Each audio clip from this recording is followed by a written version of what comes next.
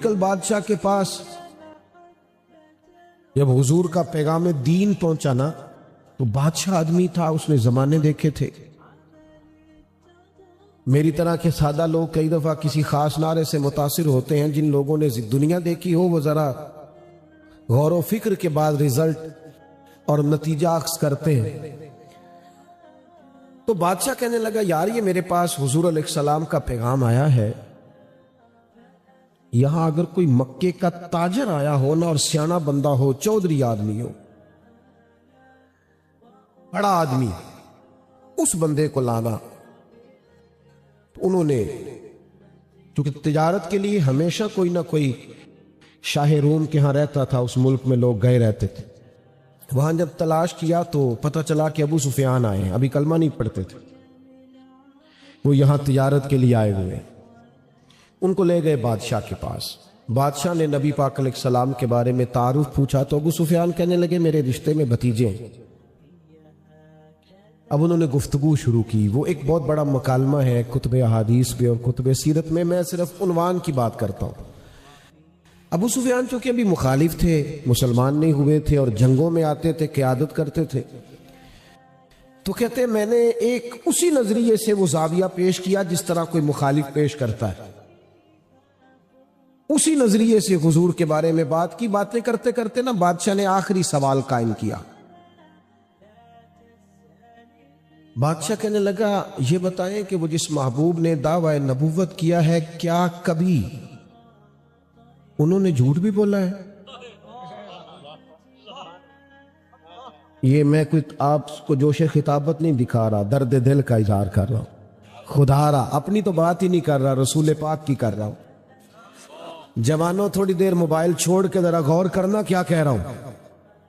فرمایا کبھی، وہ یار کبھی زندگی ہے نا، تو وقت گزرتا ہے نا، لوگ بڑی بڑی بہانے بازی نہیں کرتے، اپنے ساتھ ہی روز صبح اٹھ کے جھوٹ نہیں بولتے، کبھی جھوٹ بھی بولا ہے۔ محل میں بڑے بڑے سیانے لوگ بیٹھے تھے، تورات زبور انجیل جاننے والے بھی، فقہا بھی، دانشور بھی، اور جنگی سپہ سالار بھی، پورا لشکر بیٹھا تھا۔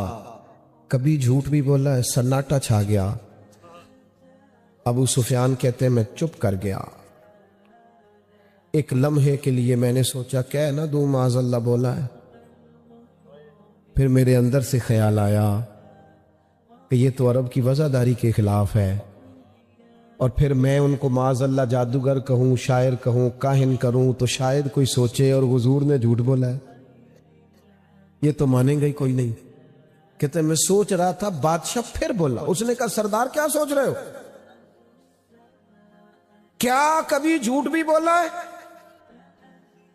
تو ابو سفیان کہتے میرے ہاتھ میں چھڑی تھی، میں نے اٹھا کے زمین پہ رکھی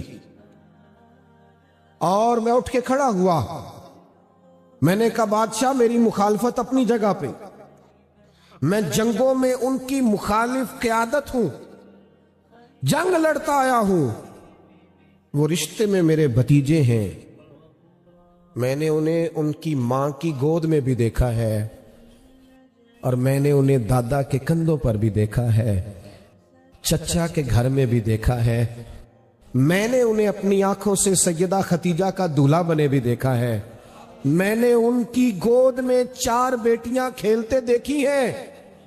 بادشاہ میرے وہ رشتے میں بھتیجے ہیں، میرے سامنے ان کے مقدس بال سفید ہوئے، ساری مخالفت اپنی جگہ پر ایک بات میں کہہ دوں، محمد عربی کی زبان سے جو نکلتا ہے حق اور سچ ہی نکلتا ہے۔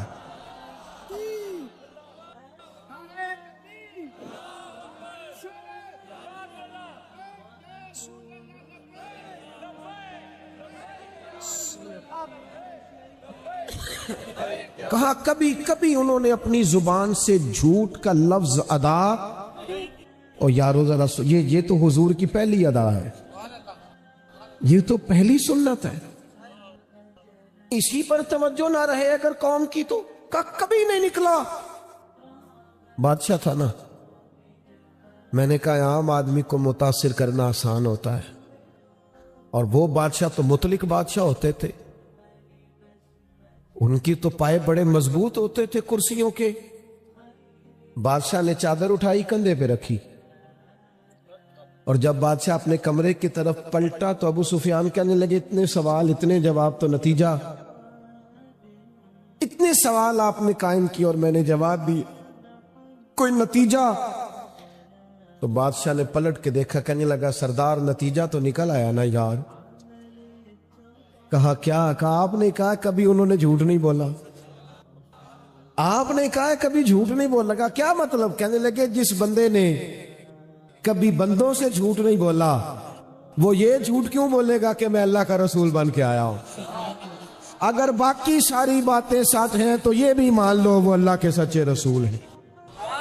اسیر دشمن کی چاہ میں بھی, مخالفوں کی نگاہ میں بھی, وہ امی ہے, صادق ہے, معتبر ہے, میرا پیغمبر عظیم تر ہے, میرا پیغمبر عظیم تر ہے.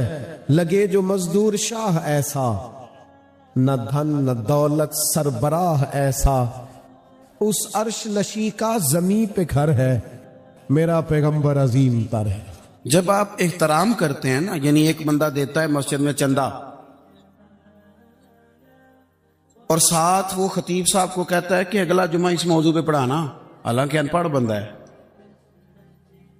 مشورہ دیتا ہے کہ جناب فلانی فلانی تقریر بھی کیا کریں, اس سے نقصان کیا ہوتا ہے؟ محسوس ہوتا ہے کہ یہ نا اس کو ادب نہیں آتا, اس نے قدر نہیں جانی. لیکن لاکھوں خرچ کرتا ہے اور جب بات کرتا ہے تو اس کے دھلے ہوئے جملے ہوتے ہیں, اس کو لہجے کا وضو نصیب ہوتا ہے. وہ آگے کہتا ہے جناب اگر آپ مناسب سمجھیں تو ایک چھوٹی سی گزارش میری بھی مان لیں, تو آپ یقین کریں کہ وہ جس کو وہ کہہ رہا ہوتا ہے نا وہ بات بھی مان لیتا ہے اور دعا بھی دیا کرتا ہے. اہل فضل کی کبھی بھی, بڑے لوگوں کی کبھی بھی بے ادبی نہ کریں. لوگوں نے اپنے من کی خواہشات کے لیے بڑے لوگوں کی بے ادبیاں شروع کی. یاد رکھنا, جو قوم اپنے بڑوں کی, اپنے اسلاف کی بے ادب ہو جاتی ہے اس کی تاریخ مسخ کر دی جاتی ہے.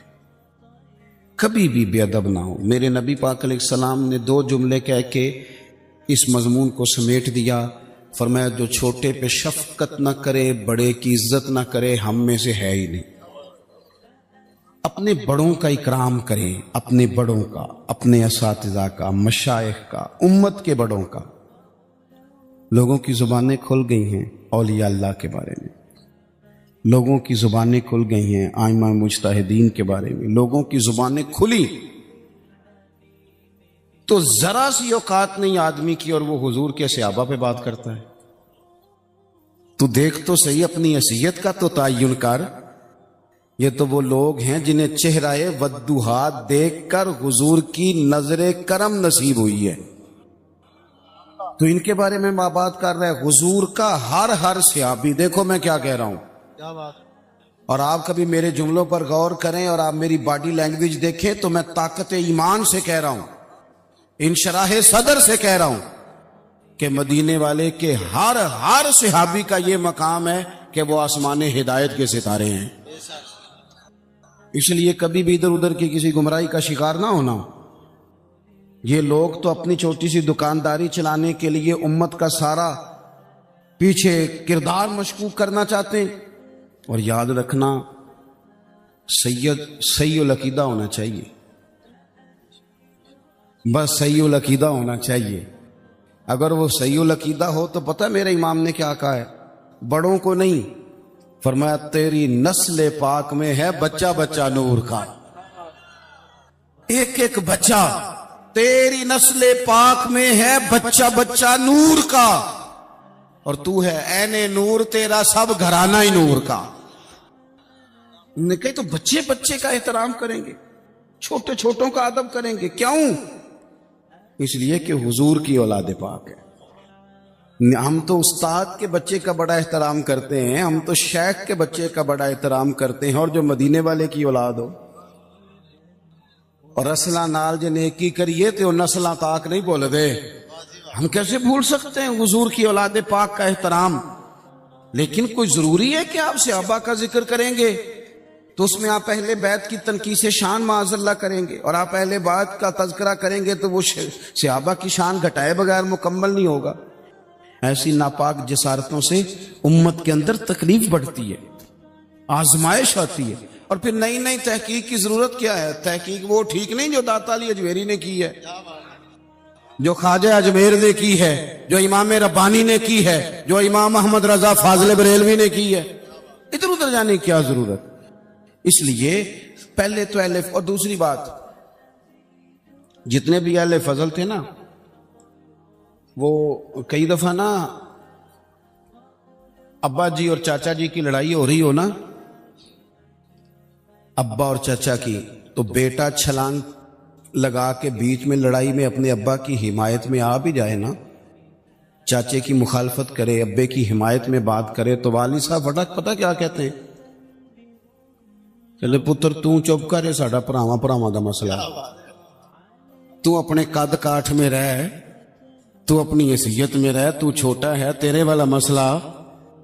تو آپ بڑوں کی باتوں میں بولتے ہیں، بڑوں کی باتوں میں بولنے والے لوگ سیانے نہیں ہوتے، وہ تو بچپنے کا اظہار کرتے ہیں کبھی بھی۔ اور پھر ہم نے ان سے تربیت لینی تھی کہ ہم نے ان پر بحث کرنی تھی؟ کبھی آپ نے دیکھا ہے کہ ٹیچر آئے پڑھانے کے لیے کالج میں، تو بچے اسے کہیں اپنی ڈگری دکھاؤ، تو وہ کہتا تو دفعہ ہو نا کلاس سے، ڈگریاں بڑے دیکھا کرتے ہیں، چھوٹے نہیں دیکھا کرتے۔ ڈگری پرنسپل صاحب کو دکھاؤں گا، تیری حیثیت ہے تو میری ڈگری دیکھے، تو اپنی اوقات میں رہ۔ اس لیے پہلے تو، اور پھر قرآن مجید کی جو آیت میں نے تلاوت کی نا، اسی مضمون کو اللہ نے وہاں بیان کیا، فرمایا والسابقون السابقون، وہ جو پہلے پہلے حضور کے پاس آ گئے، فرمایا وہ سبقت لینے والے سبقت لے ہی گئے۔ تو مالک اگر وہ پہلے آئے تھے تو پھر انہیں کچھ ملا بھی؟ اگر ان لوگوں نے پہل کی تھی، وہ سابقون الاولون تھے، تو ملا کیا؟ فرمایا والسابقون السابقون، سبقت لینے والے سبقت لے گئے، اولئک المقربون، یہی تو رب کی بارگاہ کے مقرب لوگ ہیں۔ یہ پہلے آئے ہی اس لیے تھے کہ انہیں قربت دی جانی تھی، یہ مقربین ہیں۔ کبھی حضرت علامہ اسماعیل حقی نے لکھا ہے، بڑی سونی بات، بڑی خوبصورت بات، آپ جب کسی کو عزت دے رہے ہوتے ہیں تو اس کا مطلب یہ ہوتا ہے کہ آپ کے پاس عزت ہے۔ کیا بات ہے۔ اور جب آپ کسی کو عزت نہیں دیتے تو اس کا مطلب یہ ہوتا ہے کہ آپ کے اپنے پاس کوئی نہیں، کیونکہ مجھ سے کسی نے کہا 2-4 ہزار دو تو میرے پاس ہوگا تو میں دوں گا نا، اور اگر میں نہیں، میرے پاس ہے نہیں تو دینا کہاں سے ہے؟ علامہ اسماعیل حقی رحمۃ اللہ نے لکھا ہے کہ نبی پاک علیہ السلام تشریف فرما ہیں، حضور کے صحابہ کی ایک جماعت بارگاہ میں بیٹھی ہے، حضرت صدیق اکبر بھی حضور کے بالکل قریب بیٹھے ہیں، وہ آج بھی حضور کے قریب ہی قریب بیٹھے، تو اچانک نہ محفل میں حضرت مولا علی شیر خدا تشریف لے آئے۔ باقی صحابہ بھی اٹھنا چاہ رہے تھے، کوشش ہو رہی تھی، لیکن پتہ ہے سب سے پہلے جگہ کم تھی، کو بندہ ذرا سرکتا یا جگہ بناتا تو جگہ بننا تھی، باقی بھی اٹھنا چاہ رہے تھے، لیکن سب سے پہلے حضرت صدیق اکبر اٹھے،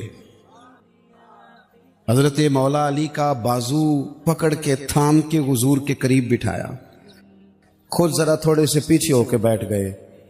اب بولا نہیں کوئی، وہاں لوگ کم باتیں کرتے تھے، وہاں لوگ بولا ہے پائے نظر ہوش میں آ، یہ کوہ نبی ہے، آنکھوں سے بھی چلنا یہاں بے ادبی ہے، لباں تے موراں لگیاں بولن دی جاج بھل گئی، اوتھے زباناں تائیں کھولن دی جاج بھل گئی، تے جا کے مدینے اتھرو میرے سوال بن گئے۔ حضور کی بارگاہ میں وہاں کو بندہ بات کرے، اللہ نے پہنچایا سرکار کے قدموں میں، صد شکر میں پھر آیا سرکار کے قدموں میں، کچھ لمحے سلامی کو ٹھہرا ہوں مواجہ پر، پھر مجھ کو ادب لایا، پھر مجھ کو ادب لایا سرکار کے قدموں میں۔ تو حضرت کسی نے گفتگو نہیں کی، حضرت صدیق اکبر نے بازو تھاما اور لا کر کے نا حضرت مولا علی کو حضور کے قریب بٹھایا اور خود سائیڈ پہ جا کے بیٹھ گئے، کوئی بولا نہیں، بات نہیں کی۔ تب ہم تو باتیں زیادہ کرتے ہیں نا، جا کے سائڈ پہ بیٹھ گئے. اور کسی نے کیا تبصرہ کرنا تھا، نہ کسی کی جرت تھی، نہ کوئی کرنا چاہتا تھا، نہ کر سکتا تھا. تھوڑی دیر خاموشی رہی، پھر میرے کریم بولے اور حضور بول کے فرمانے لگے دیکھا تم نے ابو بکر نے کیا کیا ہے. اور پھر حضور فرمانے لگے عزت والا ہی کسی کی عزت کو پہچان سکتا ہے، فضل والے ہی اہل فضل کو پہچانا کرتے ہیں. میں ذمہ داری سے کہتا ہوں کہ مولا علی کی شان کو اگر سمجھ سکتے ہیں تو ابو بکر صدیق سمجھ سکتے ہیں. اور حضرت صدیق کے اکبر کا مقام اگر کوئی جان سکتا ہے تو مولا علی ہی جان سکتے ہیں. سادات کرام سروں کا تاج ہوتے ہیں. بعض سادات کی بات بڑی یاد رہ جاتی ہے. میں نے ڈائریکٹ تو نہیں سنا، میں نے اپنے بزرگوں سے سنا. خطیب الاسلام حضرت پیر سید فیض الحسن شاہ صاحب آل و معار شریف والے، حضرت شاہ صاحب نے زیارت کی ہوگی تو ہم نے جی بار بار کی فرما رہے ہیں. تو شاہ صاحب سید تھے، بہت بڑا خاندان تھا. ان کے دادا کو چراغ ہند کہا جاتا تھا. حضرت پیر چندن شاہ بڑے لوگوں میں سے، اکابرین میں سے. سلسلہ نقشبندیہ سے ان کا سلسلہ طریقت تھا، چورا شریف سے. تو بڑی باتیں سمجھا کے اس موضوع پر بڑی باتیں کر کے ایک بزرگ فرمانے لگے، ایک تقریر میں انہوں نے بات کی تو میں کئی راتیں روتا رہا کہ یار اس طرح بھی ہوتا ہے. کہتے ہیں وہ تقریر کرتے کرتے کرتے کرتے کرتے کرتے بولے اور ان کا انداز تھا، لہجہ تھا، روب تھا، دبدبا تھا، تنتنا تھا. اپنی بات کو سمیٹتے ہوئے کہنے لگے چلو میں نے دلائل تمہیں دے دیے، عقلی نقلی باتیں تم تک پہنچا دی، اب میری ذاتی بات بھی سنو. کہنے لگے میں سید ہوں، پتر ہوں مولا علی کا، پر میں مرید ہوں ابو بکر صدیق کا. میں سیدنا ابو بکر صدیق کا مرید ہوں. وہ جس بزرگ نے مجھے بات بتائی ان کا سالوں سے تدریس سے رشتہ ہے. کہنے لگے ایک سید کے لہجے کا وہ حسن اور گفتگو کا وہ انداز. کہتے میں کئی راتیں روتا رہا. میں نے بڑی چیزیں پڑھی تھی اس عنوان پر، رحماء بینہم کے تحت بڑا کچھ پڑھا تھا، پر یہ انداز، یہ رنگ، یہ سچے لوگوں کا طریقہ تھا، دیانتدار لوگوں کا طریقہ تھا. انہوں نے اپنے ذوق کے ذریعے سے ہمیشہ قوم پر مثبت اثرات چھوڑے. اللہ ہمیں سمجھ عطا فرمائے. تو ایک تو کبھی بھی اہل فضل کی عزت میں کبھی بھی کمی نہ. آج ہم ذکر کر رہے ہیں نا امام حسین کا. امام حسین رضی اللہ تعالیٰ عنہ، میرے جیسے بندے کی تو زبان نہیں اس قابل نہیں کہ ان کا نام لے سکے. کہاں سیدنا امام حسن اور کہاں سیدنا امام حسین اور کہاں ہم لوگ. ہماری حیثیت ہے. ہم تو یہ تو وہ لوگ ہیں جن کا نام ذریعہ نجات ہے.